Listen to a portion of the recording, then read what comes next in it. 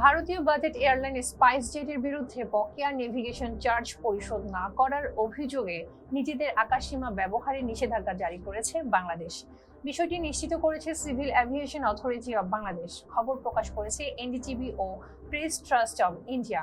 সংশ্লিষ্ট সূত্র জানায়, দীর্ঘদিন ধরে আকাশপথ ব্যবহারের ফি বাবদ বড় অঙ্কের অর্থ বকেয়া রয়েছে স্পাইস জেটের কাছে।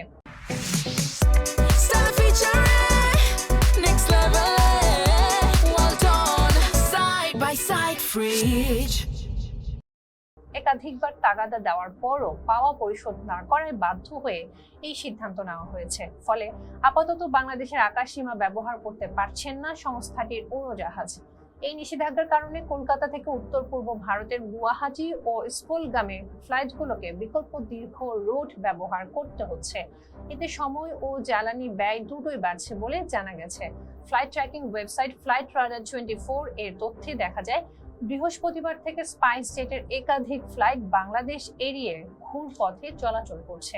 এ বিষয়ে স্পাইস জেটের এক মুখপাত্র জানিয়েছেন, সমস্যার সমাধানে বাংলাদেশি কর্তৃপক্ষের সঙ্গে আলোচনা চলছে। সংস্থাটির দাবি, এটি একটি নিয়মিত ব্যবসায়িক প্রক্রিয়া এবং গঠনমূলক আলোচনার মাধ্যমে দ্রুত সমাধান হবে বলে তারা আশাবাদী। এদিকে খবর প্রকাশের পর ভারতের শেয়ার বাজারে স্পাইস জেটের শেয়ারের দামে পতন লক্ষ্য করা যাচ্ছে।